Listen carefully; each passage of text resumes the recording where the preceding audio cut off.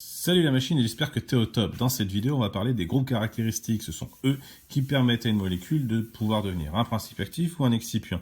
On va identifier bien sûr les groupes caractéristiques et enfin on va s'essayer à les repérer sur des formules semi-développées. Donc c'est parti.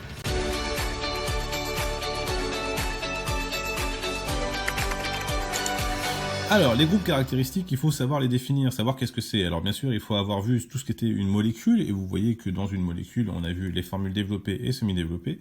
Et bien maintenant, dans une molécule, tout groupe d'atomes qui sont caractéristiques, ils vont pouvoir donner une activité à la molécule. C'est-à-dire qu'on va avoir, grâce à ces groupes caractéristiques, un effet thérapeutique. On peut avoir une couleur, on peut avoir une forme, un goût, etc., etc. Donc tout ça, ce sont les groupes caractéristiques qui donnent à la molécule leurs caractéristiques, justement. C'est pas rien de le dire. Donc un groupe caractéristique, par définition, c'est un ensemble d'atomes au sein d'une molécule autre que carbone et hydrogène seuls. Ça veut dire quand même, donc je souligne seul parce que ça veut dire qu'il peut y avoir des carbones et des hydrogènes dans un groupe caractéristique. Mais s'ils ne sont pas que carbone et hydrogène, alors on a un groupe caractéristique. Donc en seconde, il n'y a pas énormément de choses à savoir là-dessus, puisqu'on va vous donner le plus souvent les groupes caractéristiques, alors on va les voir un par un. Donc par exemple, le groupe le plus connu, c'est le groupe hydroxyle. C'est le groupe hydroxyle. Le groupe hydroxyle va nous donner les fonctions alcool, primaire, secondaire et tertiaire. Donc là, ça va nous donner ce qu'on appelle les alcools.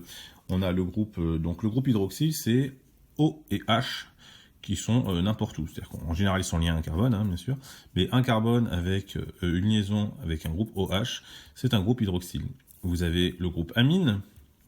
Alors, amine, c'est un chanteur, mais c'est aussi donc un groupe caractéristique avec le N. Donc, N, c'est l'azote, qu'on peut retrouver parfois avec, donc le nom de la fonction, c'est amine.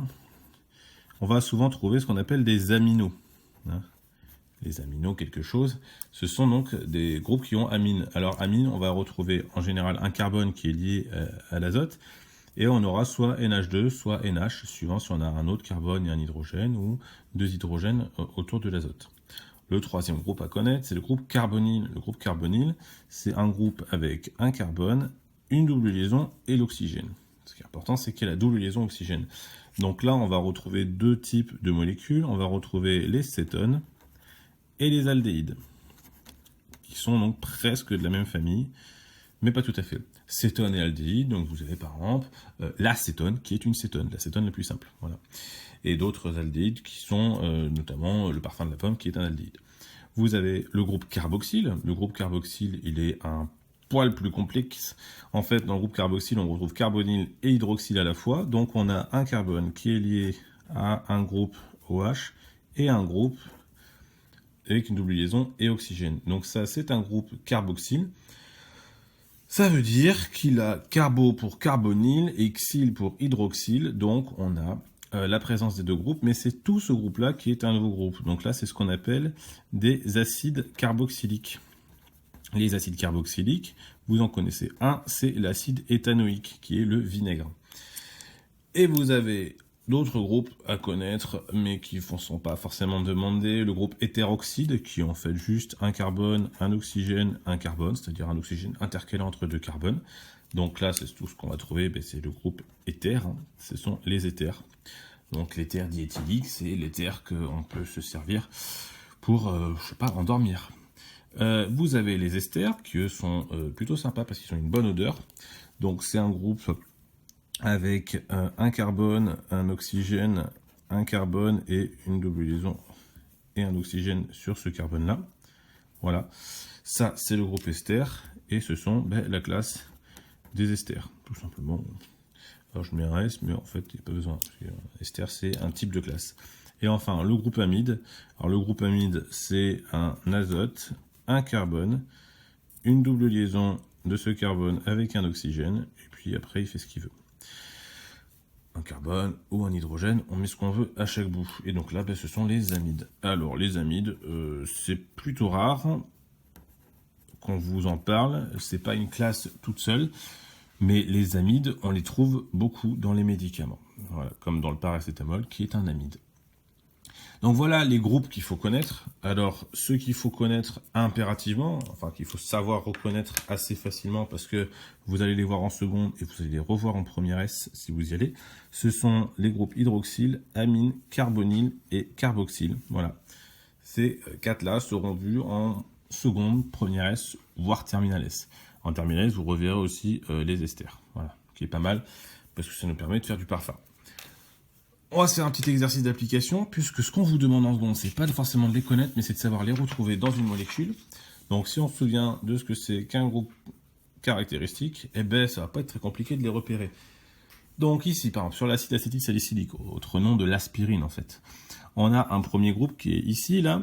Alors je vais le faire en rouge, celui-là. Et ici, le groupe qui est ici, c'est le groupe... Alors, c'est le groupe ester. Voilà. On retrouve le groupe ester avec le carbone, une double liaison avec un oxygène et une liaison simple avec un autre oxygène. On a un autre groupe aussi qui est présent. Si on le voit, il est ici, il est tout à droite. Un carbone, une double avec un O et un OH, c'est le groupe carboxyle. Ok. Le paracétamol, alors visiblement, il n'y a pas d'autre groupe dans celui-là. Le paracétamol, un peu plus complexe, quoique, il n'y a pas grand-chose. Donc, on a ici deux groupes à retrouver. On a un premier groupe qui est ici. En bas, on a un carbone, une double liaison avec un oxygène et un azote. Donc ça, c'est le groupe amide. J'en parlais juste avant. Et vous avez tout en haut un OH qui est isolé. Voilà. Donc ça, c'est le groupe hydroxyle. Le plus facile à reconnaître.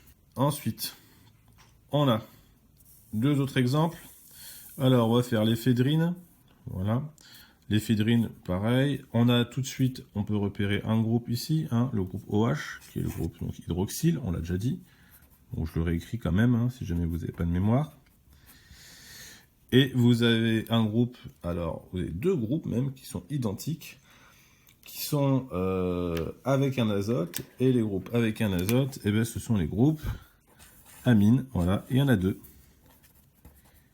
Il y a deux groupes amines. Alors, il y en a un en NH et un en NH2, mais ça change rien. Le fait qu'il y ait un azote, c'est un groupe amine. Et une petite dernière, histoire de voir à peu près tous les groupes, le propanal.